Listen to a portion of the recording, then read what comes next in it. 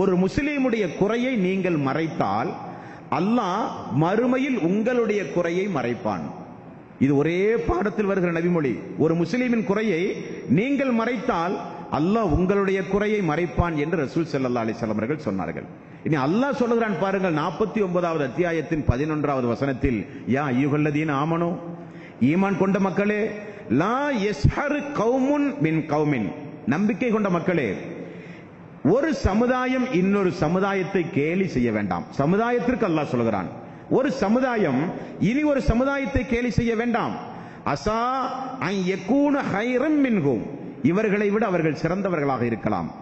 வலா நிசாஉம் மின் நிசாஇன் அஸா அன் யகுன்ன ஹைரம் மின்ஹுன்ன, எந்த ஒரு பெண்ணும் எந்த ஒரு பெண்ணையும் கேலி செய்ய வேண்டாம். இவர்களை விட அவர்கள் சிறந்தவர்களாக இருக்கலாம். வலா தல்மிசு அன்ஃபுஸக்கும், உங்களுக்குள் நீங்களே குறை கூற வேண்டாம்.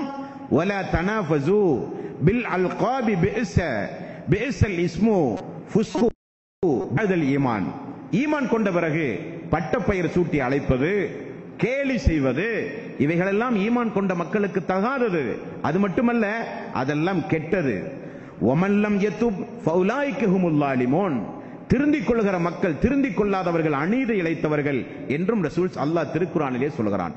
புகாரி என்கிற நபிமொழி தொகுப்பிலே பாருங்கள், 6013வது நபிமொழி, மல்லா யர்ஹமு லா யுர்ஹமு, அல்லாஹுவால் படைக்கப்பட்ட அடியார்களின் மீது கருணையை நீங்கள் காட்டினால் அல்லாஹ் உங்களின் மீது கருணை காட்டுவான். கருணை காட்டாவிட்டால் அல்லாஹ் உங்களின் மீது கருணை காட்டுவதை அல்லாஹ் நிறுத்தி விடுவான் என்றார்கள் ரசூல் ஸல்லல்லாஹு அலைஹி வஸல்லம். முஸ்லிம் என்கிற நபிமொழி தொகுப்பில் 5010வது நபிமொழி, அல் முஸ்லிம் அகுல் முஸ்லிம், ஒரு முஸ்லிம் இன்னொரு முஸ்லிமுக்கு சகோதரர் ஆவார். மேலும் லா யஸ்லிமுஹு வலா யஹ்துலுஹு வலா யஹ்கிருஹு, சகோதரருக்கு அநீதி இழைக்காதீர்கள், துரோகம் செய்யாதீர்கள், அவர்களை கேவலப்படுத்தாதீர்கள்.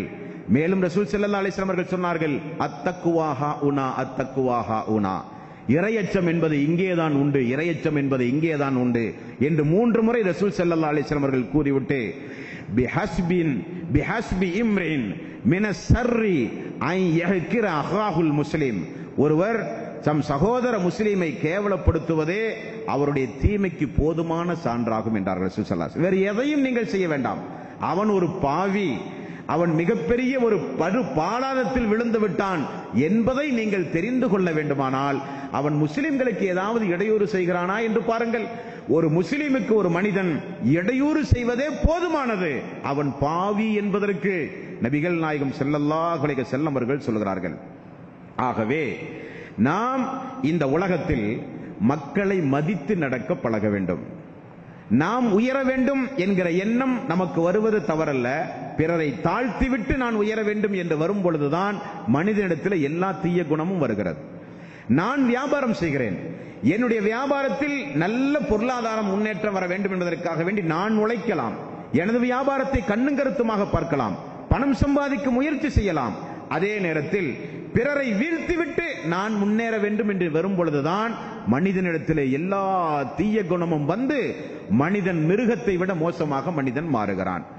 எல்லோருக்கும் ரிஸ்க் கொடுப்பவன் அல்லாஹ் ரப்புல் ஆலமீன். ரசூல் ஸல்லல்லாஹு அலைஹி வஸல்லம் அடிக்கடி சொல்வார்கள், நீ இந்த உலகத்தில் தாழ்ந்து நடந்தால் அல்லாஹ் உன்னை உயர்த்துவான். வார்த்தையை பாருங்கள். சமுதாயத்தில் எப்பொழுதும் உன்னை உயர்வாகவே நீ கருதாதே. நீ சமுதாயத்தில் பிறருக்காக வேண்டி உன்னை நீ தாழ்த்தினால் அல்லாஹ் உன்னை உயர்த்தி கொண்டே இருப்பான் என்றார்கள் ரசூல் ஸல்லல்லாஹு அலைஹி வஸல்லம். ஆனால் நாம் என்ன செய்கிறோம்? பிறரை தாழ்த்தி நம்மை நாம் உயர்த்த முயற்சி செய்கிறோம். இது தவறா இல்லையா? இது ஏகத்துவத்தை பின்பற்றுகிற மக்களுக்கு வரலாமா?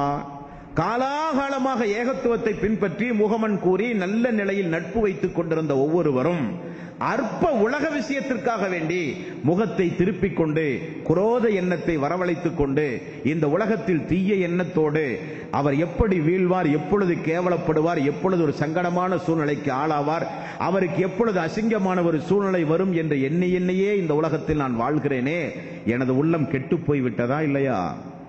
அந்த உள்ளத்தை சீர் செய்ய வேண்டியது நம்முடைய கடமையா இல்லையா?